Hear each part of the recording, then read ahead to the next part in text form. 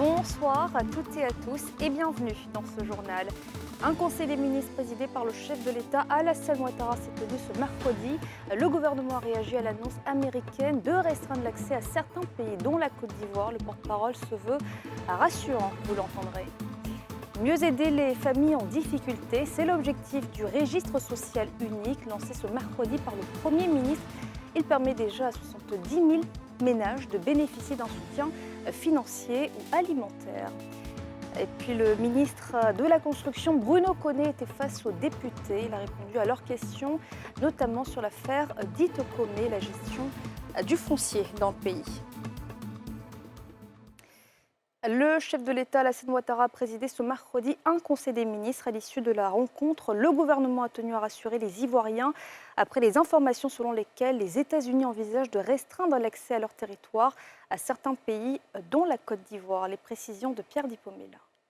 Le porte-parole du gouvernement a réagi ce mercredi à l'issue du conseil des ministres, présidé par le chef de l'État, Alassane Ouattara, à la mesure d'interdiction de voyage aux États-Unis d'Amérique de 36 autres pays africains, dont la Côte d'Ivoire. Il n'y a pas de péril en la demeure. La Côte d'Ivoire va dans un délai raisonnable, satisfaire aux conditions et sortir de cette liste noire. Nous travaillons donc avec l'ambassade des États-Unis. Il y a un ensemble donc, de documents qui ont été demandés, donc ils seront fournis. Nous avons 2 mois pour remplir donc toutes ces conditions. Donc il n'y a pas de problème particulier, ce ne sont pas des choses énormes qui sont demandées. Vous savez que les États-Unis ont engagé une politique vigoureuse de lutte contre l'immigration clandestine. Et donc, à partir de ce moment, elles prennent un certain nombre de dispositions et la Côte d'Ivoire n'est pas particulièrement inquiétée. Début juin, une mesure d'interdiction d'entrée sur le territoire américain avait déjà été décrétée. Elle concernait 12 pays. Ces mesures sont prises, selon le président des États-Unis, Donald Trump, pour des raisons de sécurité nationale.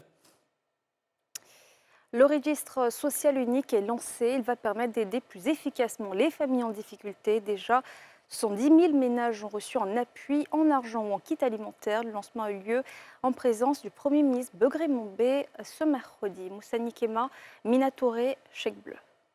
Ce sont 70 000 nouveaux ménages bénéficiaires des filets sociaux et du projet Popote familial qui reçoivent désormais leur paiement monétaire suite au lancement du registre social unique.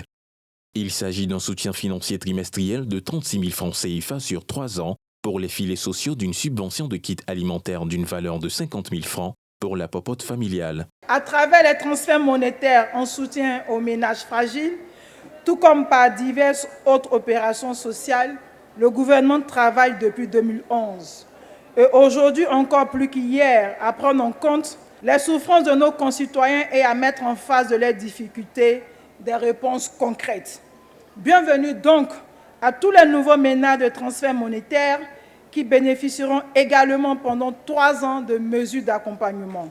Je ne sais pas si vous percevez l'émotion qui est la nôtre quand on entend les témoignages de ceux et de celles qui, recevant leur transfert monétaire, se mettent automatiquement au travail pour que le peu qu'on leur donne devienne le beaucoup qu'on leur donnera demain.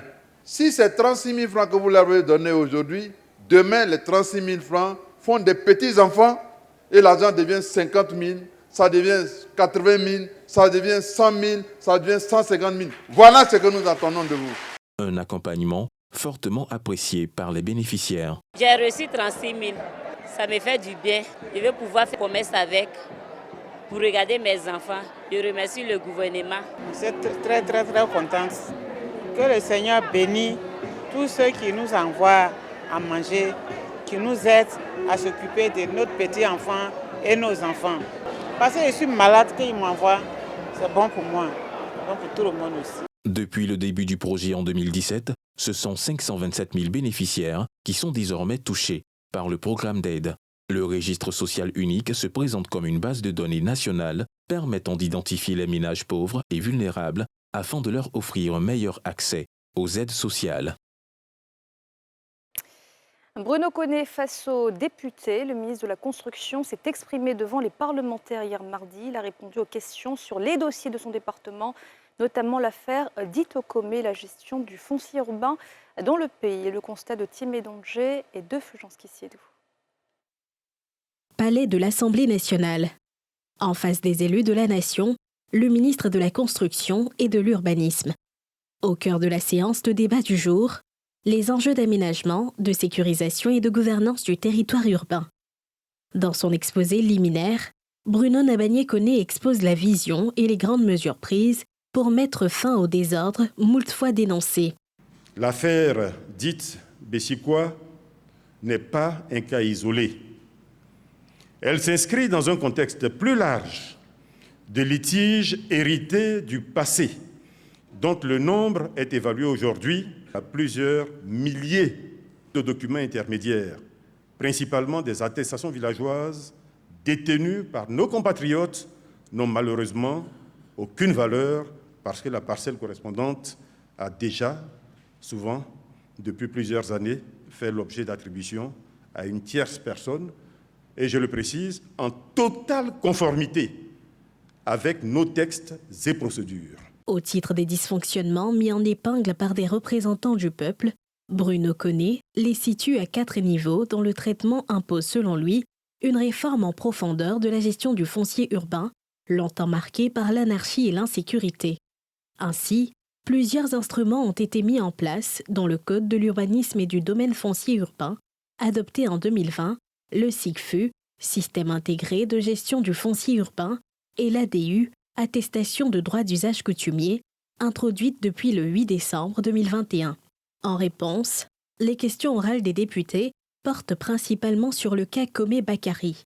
Nous avons travaillé à identifier clairement toutes les sources de dysfonctionnement et nous avons travaillé à corriger chacun de ces dysfonctionnements-là, à éviter la répétition de ces dysfonctionnements. Donc aujourd'hui, nous sommes dans un environnement qui est hautement sécurisé. La gestion du foncier en Côte d'Ivoire n'a jamais été aussi sécurisée qu'aujourd'hui. Il y a des problèmes que nous reconnaissons, qui sont des problèmes anciens, que nous traitons quotidiennement avec toute la rigueur, avec tout le professionnalisme que cela requiert. Ces équivoques levés et les assurances données peinent à contenter des députés.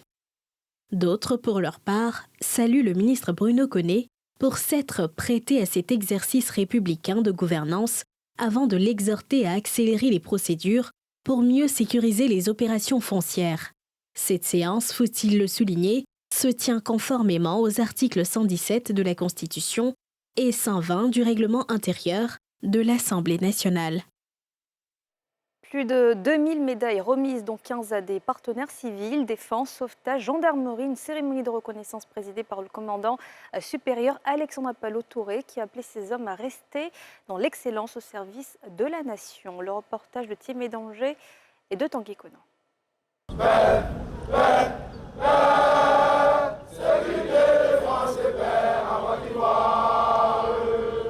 Place d'armes de l'école de gendarmerie d'Abidjan.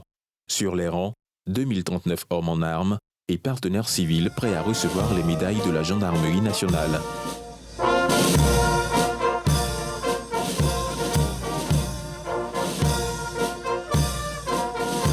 En première ligne, des officiers généraux et supérieurs qui, à la tâche, honorent le glaive et le drapeau. En face, pour la formule sacramentelle, le général de corps d'armée, Alexandre Appalo-Touré. Au nom du président de la République, et en vertu des pouvoirs qui nous sont conférés, nous faisons officier de l'ordre national. À terme, tous sont décorés dans l'ordre national, prennent le relais, leurs frères d'armes, élevés dans l'ordre du mérite ivoirien. D'autres en service dans des corps militaires et paramilitaires, au nombre de 36, reçoivent, eux, les médailles de la défense, des forces armées, du sauvetage de la gendarmerie nationale. Aux côtés de ces récipiendaires, 15 partenaires civils, mais aussi et surtout 337 gendarmes à la retraite qui voient ainsi reconnus et récompensés par la hiérarchie de leur corps d'élite, dévouement et exemplarité pendant leurs années de service. Ce, à travers des distinctions qui s'éloignent de toute complaisance. Il n'y a pas eu de cadeau. Aucune médaille n'a été remise à qui que ce soit sans tenir compte de sa vraie collaboration avec notre institution. Donc tout est mérité. Je vous félicite au nom du ministre d'État, ministre de la Défense. Je vous encourage à être et demeurer gendarme. Il suffit simplement de se rappeler qu'on est gendarme et on connaît ses limites et on sait comment marcher. On sait comment, avec ses frères d'armes de la gendarmerie et des autres structures de sécurité et de défense, comment contribuer à la bonne marche de la sécurité et de la défense dans notre pays. Comment prendre une part active pour que notre État, notre pays, soit debout et demeure debout. Aux récipiendaires de cette édition des décorations et leurs frères d'armes non lauréats, l'officier général à la tête de la maréchaussée ivoirienne rappelle à tous un devoir, celui de demeurer en tout temps et en tout lieu des modèles. Je vous demande de faire attention au comportement du point de vue loyauté, du point de vue droiture, du point de vue discipline. La gendarmerie nationale, une force d'élite qui doit sa réputation aux anciens. Sa réputation ne sera jamais déglinguée parce qu'un seul gendarme aura triché, parce qu'un seul gendarme aura dévié. Nous devons travailler pour être et demeurer des hommes d'élite, être méritants pour servir dans ce corps, pour que nos jeunes qui sont arrêtés là et leurs cadets qui viendront derrière puissent toujours dire « oui, nous sommes fiers d'être gendarmes ». Bien avant, les agents décorés s'engageaient dans ce sens, à savoir être de loyaux et dignes serviteurs de la patrie et de la loi. La passion, le dévouement, l'esprit de discipline et le sens du travail bien fait ont retenu l'attention du chef que vous êtes et ont facilité cette distinction que nous entraînons aujourd'hui. C'est donc un rappel à la persévérance et à maintenir le cap avec détermination dans l'exécution des missions qui nous sont confiées. Ce même engagement a été exprimé à travers un défilé militaire, tribune pour véhiculer et faire prévaloir les valeurs de loyauté, de discipline et de cohésion au service de la patrie et de la loi. Depuis plusieurs jours, de fortes pluies ont transformé plusieurs quartiers en zones inondées. Examen perturbé, familles déplacées. La ministre de la Solidarité est allée constater les dégâts et rassurer les populations, comme nous le montre ce reportage de Moussa Nikema, Mina Touré et Kimo Eric. À Port-Boué, plusieurs familles vivent les pieds dans l'eau depuis les fortes pluies tombées le samedi 14 juin. Le quartier à Dioufou est l'un des plus touchés, des maisons inondées, des biens endommagés et une population contrainte de trouver refuge chez des proches ou dans des abris de fortune. Moi, en tout cas, je ne sors pas. C'est ma première fois de sortir. Depuis 2 jours. Ça nous fatigue à cause de la santé parce que c'est un peu, la situation n'est pas trop bonne en fait. J'étais couché et puis il y avait une forte pluie. À un moment donné, quand je me suis levé pour aller aux toilettes, j'ai constaté que l'eau avait envahi ma chambre. La quantité d'eau était trop forte parce que ce n'est pas la première fois que l'eau envahit la chambre. Donc cette fois-ci, le placard n'a pas pu tenir. Les bois n'ont pas pu tenir. À l'école régionale, l'eau est rentrée dans les salles de classe, forçant les responsables à renvoyer les candidats venus composer leurs examens. Depuis 4 juin, qu'on ne sort pas, on est coincé. On est enfermé là, c'est comme on est prisonnier. Ça diminue mais lentement. C'était plus que ça, les affaires, des documents, des habits, la nourriture, beaucoup de choses. Ici aussi, c'était un centre, mais le centre a dû être délocalisé. Dans ce quartier de Gonzagueville, l'eau est également invitée dans les demeures. Et c'est avec émotion que les habitants expliquent les difficultés. Jusqu'à l'eau rentre dans ma maison. C'est la première fois que je vois ça. Quand fauteuil ou quoi, tout est gâté. Sur le terrain, le ministre de la Solidarité a promis une réponse rapide du gouvernement et des mesures pour améliorer ces conditions. La priorité, c'est de faire partie de ces ménages-là, voir avec les différentes mairies, avec le district autonome pour que ces ménages-là puissent quitter ces zones à risque, ne serait-ce que le temps des pluies et la chute, on verra bien. Les populations nous expliquent, elles nous disent l'eau sort des terres. La pluie a cessé, mais l'eau continue de sortir des terres, certainement que les techniciens qui sont mieux outillés pourront apporter des solutions à ce problème-là. Notre priorité sera pour les ménages les plus vulnérables, accompagner les ménages les plus vulnérables à trouver soit un recasement ou aller dans une localité. Mais toujours est-il qu'une indemnisation sera faite pour les ménages les plus vulnérables. Entre l'urgence sanitaire et le drame social, les sinistrés tentent de se relever tant bien que mal et s'accrochent à l'espoir que les promesses annoncées se concrétiseront avant la prochaine saison des pluies. Sensibiliser, informer et former les responsables d'associations féminines, c'est l'objectif de l'atelier lancé par l'AGFOP à Abidjan dans le cadre du volet apprentissage du projet PGDEC 3, une rencontre riche en échanges sur 2 jours, comme nous le rapportent Faltia Koulibaly et Kim Mouerik dans ce reportage. C'est en présence des présidentes d'associations féminines que s'est tenu l'atelier de sensibilisation et d'information initié par l'Agence nationale de la formation professionnelle, AGFOP, dans le cadre de la mise en œuvre du volet formation par apprentissage de la phase 3 du projet Emploi Jeunes et développement des compétences PGDEC 3.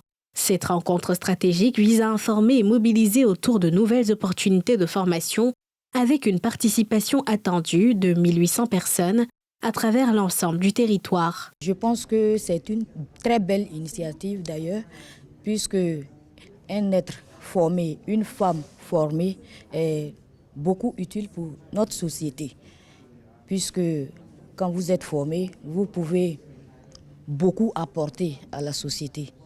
Vous pouvez vous-même vous rendre autonome. Moi aussi, je me forme. Ça, c'est très important, parce que j'ai besoin d'être formé pour partager. Donc, je m'attends à recevoir aussi quelque chose de l'AGFOP, qui est aussi la formation, qui est très enrichissante déjà, puisque nous avons déjà entendu. La directrice générale de l'AGFOP a réaffirmé l'objectif central de cette session, favoriser l'accès équitable des jeunes, en particulier des jeunes filles, aux opportunités de formation par apprentissage. Pour les femmes, dans le programme PGDEC, l'objectif c'est de 50% de femmes. Vous savez que les métiers de la formation professionnelle ne sont pas, on va dire, très en vogue auprès des jeunes. Et pour les jeunes filles, souvent, elles se disent que ce sont des métiers réservés aux hommes. Donc nous avons besoin de les sensibiliser, nous avons besoin de les écouter également, donc, et les femmes et les personnes en situation de handicap, pour voir si ce que nous proposons comme solution, comme formation, est adapté aux besoins de leurs membres et surtout les écouter pour savoir comment prendre en considération les inputs, les suggestions qui vont nous faire pour améliorer ce dispositif de formation par apprentissage que l'AGFOP leur propose. Mis en œuvre depuis 2012 avec l'appui technique et financier de la Banque mondiale, le projet Emploi Jeunes et développement des compétences PGDEC s'inscrit comme un levier majeur pour l'insertion professionnelle des jeunes en Côte d'Ivoire. Axé sur la tranche d'âge 15-30 ans, il accorde une attention particulière à l'inclusion des jeunes filles, souvent confrontées à des barrières structurelles dans l'accès à la formation et à l'emploi. Et un appel lancé depuis la Bibliothèque nationale par la coordination des délégués du district autonome d'Abidjan. Le but, faire passer un message fort aux décideurs politiques à moins de 6 mois de l'échéance présidentielle. Un reportage signé Faltia Koulibaly et Cheikh Bleu. C'est en présence de la Fédération ivoirienne du patronat et des exploitants des taxis-compteurs d'Abidjan, ainsi que du Haut Conseil du patronat des entreprises de transport routier, que la coordination des délégués du district autonome d'Abidjan a tenu à rendre un vibrant hommage au président de la République.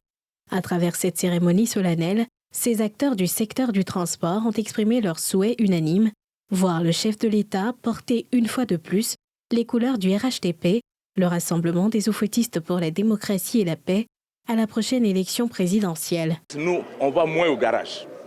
Nous ne partons pas trop au garage. Ça veut dire que même si ton véhicule ne tient pas trop, tu arrives à avoir ton ansoro, c'est-à-dire ta popote pour donner à madame. Alors, le goudron, c'est ce qui nous sert de vivre. Le goudron nous sert à travailler. Alors, nous disons, le goudron que tu as fait pour nous là, nous sommes reconnaissants envers toi. C'est pour cela que nous disons qu'il reste comme notre candidat.